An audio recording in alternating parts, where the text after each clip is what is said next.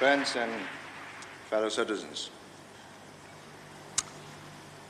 Well, I'm particularly indebted to my colleagues, first for postponing the National Day rally, that I've got time to recover from my journey.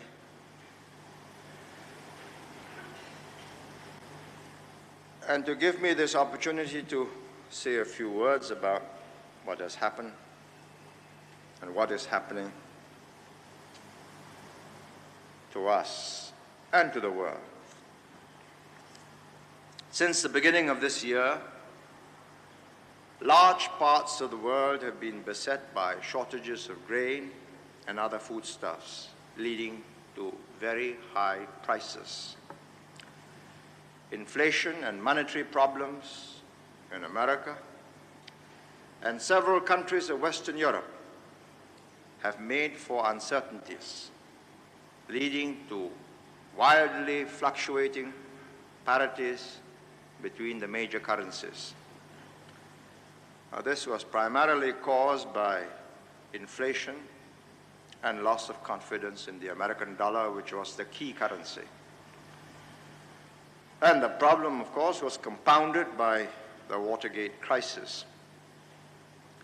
It did not help the American administration in taking effective action to stabilize the American economy and to strengthen the American dollar. Because of uncertainties over the value of the floating currencies, industrialists, financiers, and traders in the developed countries hedged against their own paper currencies by buying forward, including commodities.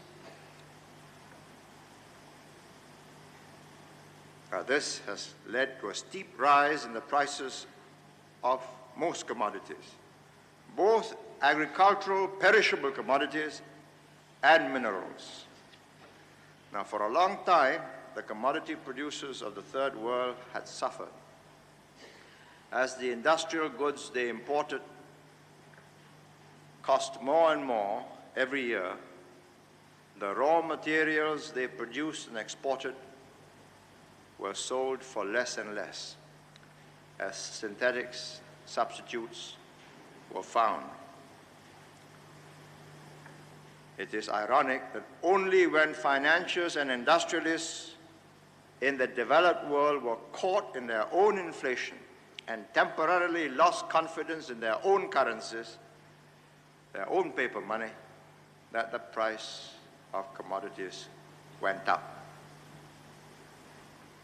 Manufacturers and speculators have been buying forward. In other words, buying commodities even before they were needed or ready to be handed over. This mood, for the first time in several decades, reversed the unfavorable position of commodity-producing countries. Of course, when the international currency crises or crises are sorted out, as they must inevitably be, then hedging in commodities will stop. Then commodity prices will go down again. But some experts believe that in several items, prices may not go down to such low levels as they were in the past. And we hope that that will be so. For meanwhile, cocoa has gone up 3 times, helping countries like Ghana. Copper has doubled in price in 1 year. Rubber has nearly doubled in price in 1 year, and palm oil has gone up 2.5 times. However, all countries have been very hard hit by the sharp increase in the prices of food. No one at the end of last year foresaw the disastrous crop failures. especially for us in rice. This has made the world market price go up between 2 to 2.5 times. And as Singapore has no significant agricultural sector in grains, we are affected by the world prices of grains, mutton, beef, and other imported foods. It was unfortunate that just at the time when we were about to enjoy the increased benefits of several years of hard work, such a large part of the wage increases have had to go in higher food prices. And now with the big floods in Pakistan and India, the rice situation may not go back to normal before 1974, when the harvests come in. But perhaps it's worth reminding ourselves how fortunate we have been that because of our industrialization and the development of physical and brain services, we in Singapore have had the foreign exchange to pay for all our needs. No one has suffered starvation or malnutrition. But it underlines the absolute importance of our staying keen and efficient. By the nature of our economy, we cannot afford to slacken and become easygoing. For once we are soft or disorganized, we will never be able to survive world crises of the kind it is presently facing. Food shortages, currency uncertainties, and if the crisis in America is prolonged enough, a danger of a possible downturn in international trade, and such a recession will hit the whole world. But on the other hand, if the situation improves, as we all hope it will and is showing signs of improving, and the monetary and trade problems are resolved, and we are fit and efficient, then we stand to benefit. For when confidence in paper currencies is restored, as new currency exchange rate regulations are settled in a new IMF set of rules, commodity prices will come down, whilst our industrial and servicing sectors will surge forward. I repeat, we just have to stay well organized, keen, and hardworking to be able to take advantage of this upturn in international trade, especially in manufactured products. But by then, prices of basic foods like rice should go down as dramatically as it has risen once normal harvests return. In this way, we can ride over the presently rough economic conditions and gradually but steadily raise our living standards. Now, if I may explain that in simpler terms, what it means.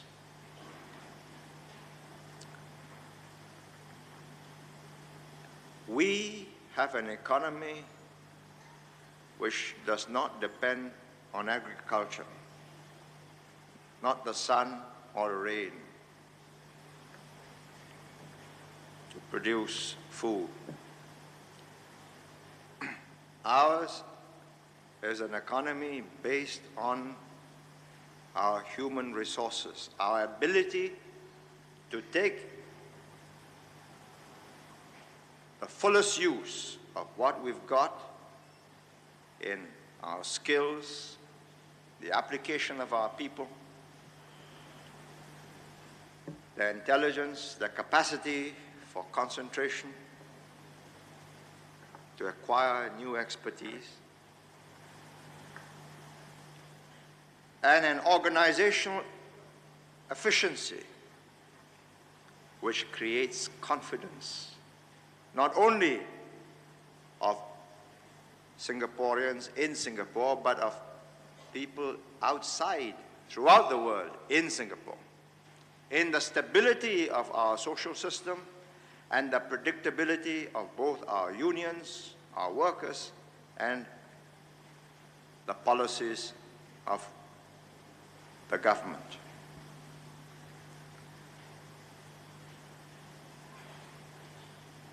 Let me cite you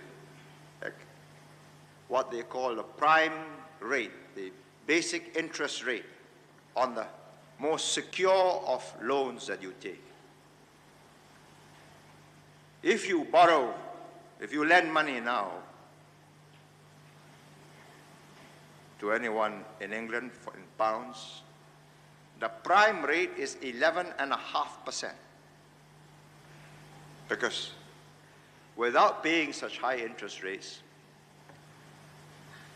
people will shift the money out, and there'll be a run on the pound, making it go down even further. The prime rate in America is 9%, all-time high.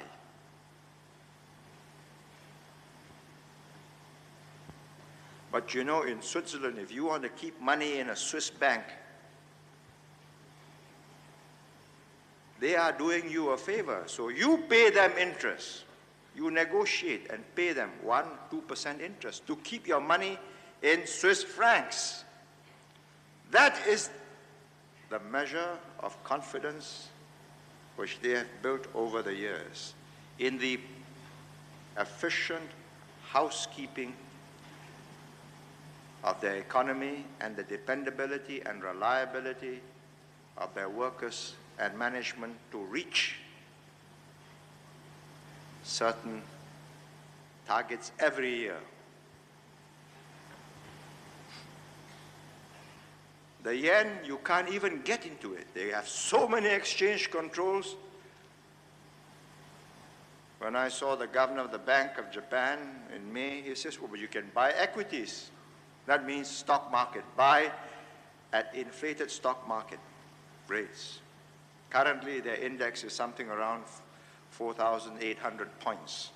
All-time high was 5,000 something last year. But you can't get into yen, into government stocks. Now, it is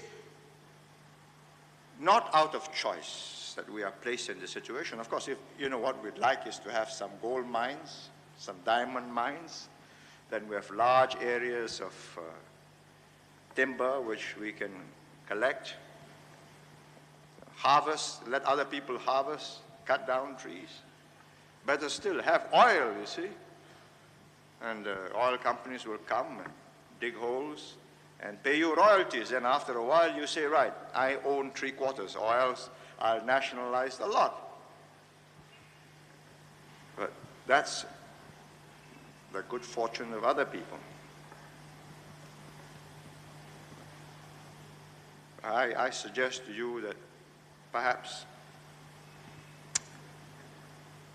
it's better to be like the Swiss, not to have oil, because that makes people strive and aware of the fact that if they, you have not heard of Swiss hippies? There are no Swiss hippies. I have not seen them. They come from other countries maybe, but they get chased out quickly. They only want good, healthy tourists, not poor hippies. You know, money cannot buy skills, diligence, brains. But skills, diligence, and brains can earn you a living. And this is the basic tenet of our economy. You discard this tenet and believe that the world owes you a living, and you starve, because you won't have the foreign exchange. And I have seen this happen, and it's happening now in large parts of the world. Formerly wealthy, rich, naturally rich agricultural communities. And perhaps I want to take I should explain why sometimes it's necessary to be less gullible. You know, Singapore believes it can get, some Singaporeans, or many Singaporeans, or more now, believe they can get rich quick. So whether it's shares, whether it's properties, whether it's chit funds, tontines, they think you can, or the race course, or toto, they think, well, $1 can become $10. Well, maybe. But if that is so, then somebody is going to lose money, isn't it? Because if we grow at the rate of 10, 12, 13, 14, 15%, how can $1 become 10? That's 10,000%. 1,000%, sorry. 10 times. When we are growing only by about 1/10 or slightly more than that. But at the same time, people ask me, is it true we are going to devalue? This was after I came back from Japan, after it broken off interchangeability of the Singapore and the Malaysian dollar. There are published statistics every month of the position of our reserves, of our trade, and rumor mongering can still find gullible victims. But, you know, they don't really believe it, but they just like to hear me say, no, no, don't worry about it. It's silly, isn't it? Because 6 weeks after that, we had to float our currency. And it floated right up. It went up as high as 11% above par over the American dollar.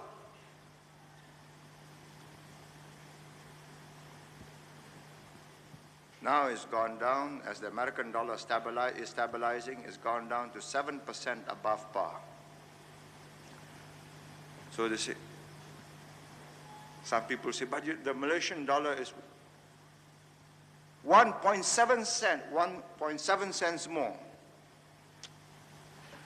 Well, I say, good luck. Price of rubber has doubled. But I prefer to have the Singapore dollar based on our productivity and not based on the fluctuations of commodity prices. That's a very unhappy situation, because what goes up often comes down.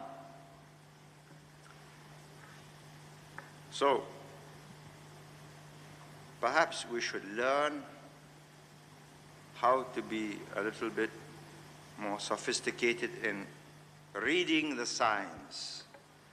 Never mind what the rumors say, read, as they do in Western Europe, in all the capitals.